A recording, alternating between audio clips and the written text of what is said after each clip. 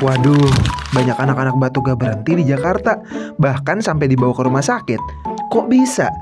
Jadi hal ini dikarenakan karena adanya polusi udara yang parah mengakibatkan daya tahan paru melemah, akhirnya virus dan bakteri jadi gampang masuk dan menyebabkan ISPA. Nah, dampaknya ke anak-anak, nafas jadi terasa berat, batuk yang gak kelar-kelar, bahkan sampai sesak napas.